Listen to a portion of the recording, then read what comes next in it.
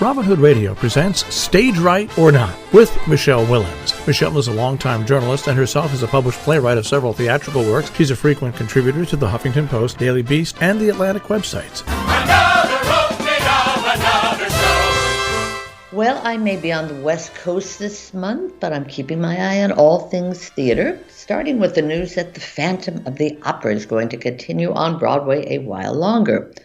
Already the longest-running show in Broadway history, it was announced in September that Phantom would close in February, shortly after celebrating its 35th anniversary. And then ticket sales spiked. And when Thanksgiving travelers started the holiday season, well, Phantom enjoyed its highest-grossing week ever, $2.2 million. So now it looks like an 8-week extension of the run to April 16th. The moral of that story, well, of course, is that shows often announce closures in hopes of a run on tickets. Well, it didn't happen with Walking with Ghosts or Kite Runner or Strange Loop, and the next one I'm keeping an eye on is Beetlejuice. Now, as for what else is up and new, you know I've often discussed solo shows. Well, a few more have arrived. First, A Christmas Carol. Yes, all those famous characters, I believe more than 50, are being played by one man, Jefferson Mays. Now, I saw him do this in Los Angeles, and, well, he's amazing. Now, that one plays through the holidays on Broadway. Off-Broadway, Sandra has opened at the Vineyard and already been extended a bit. This thriller is about a woman seeking someone who has gone missing. It's written by David Cale, a master of the monologue genre. I think he's written 14. The new musical Ain't No More has opened on Broadway. This one, in fact, started in Washington.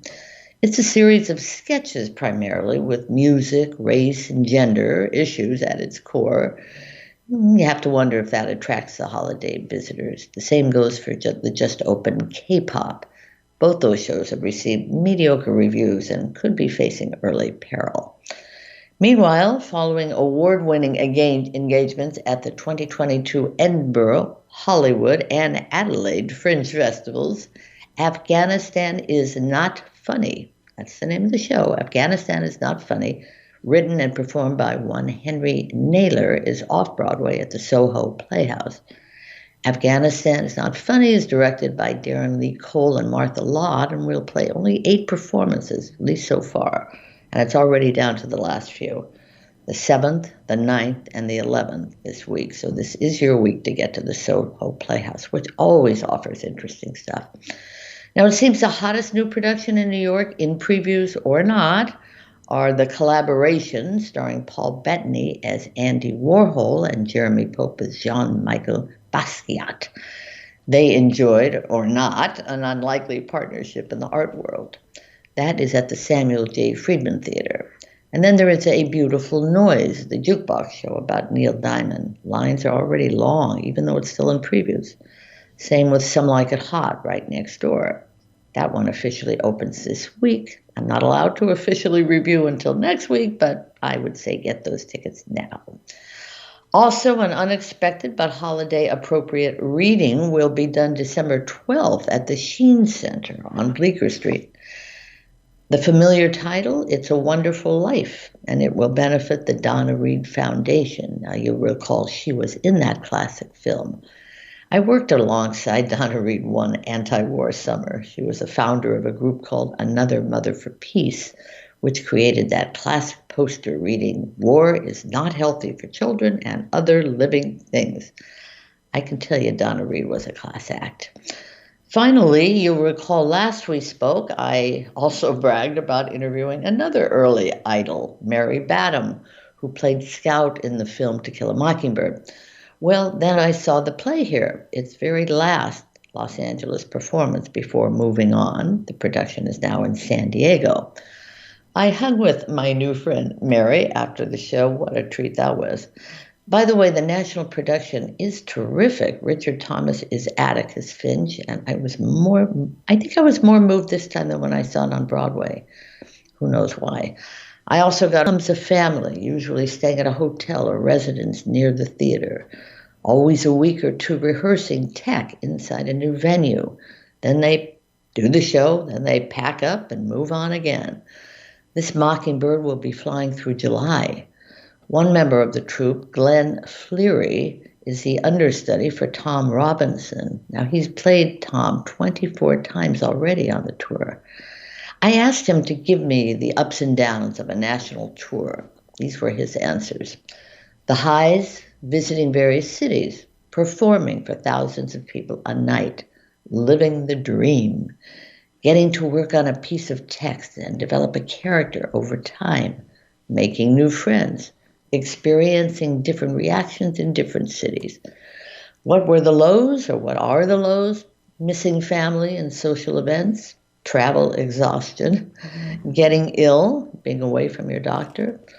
Anyway, all interesting, but I have to tell you, Jill, these talented tourists are my new heroes. All right, so let's go back to Phantom for a sec, all right? Because don't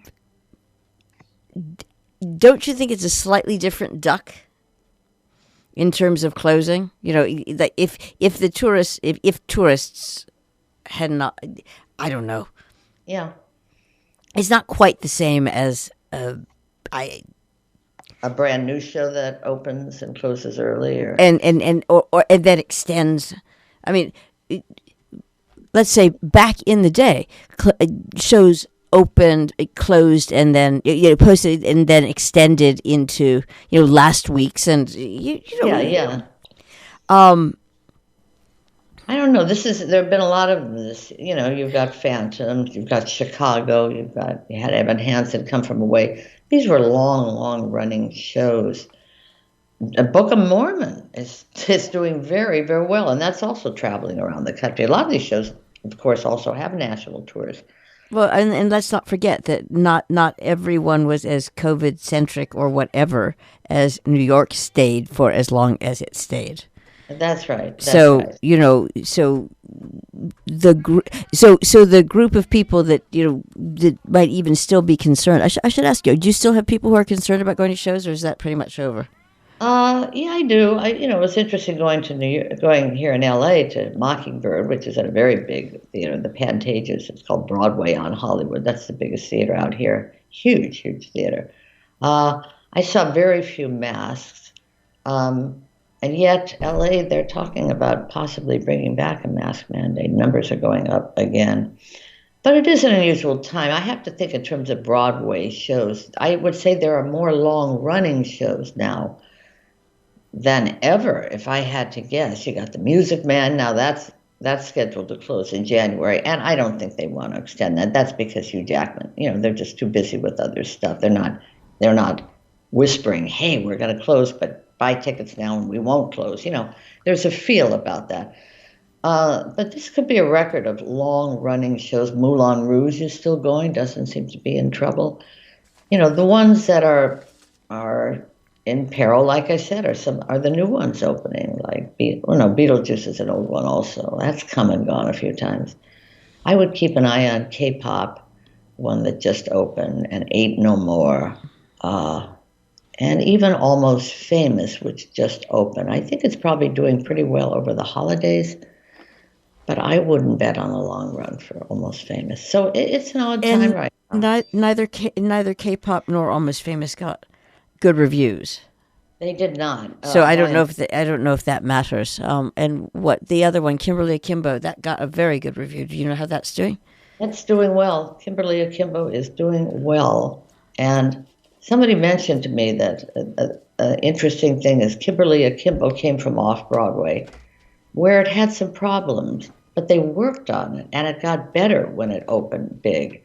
K-pop, on the other hand, people say did not work better in a small house for whatever reason. So those are big decisions to make. Is it too small a show to go big? Is it too big a show to go small? I mean, these are questions that, and January, as we've talked about before, January is going to be the big month. You're still getting holiday travelers now. And holiday travelers, I say this all the time, they don't know from previews.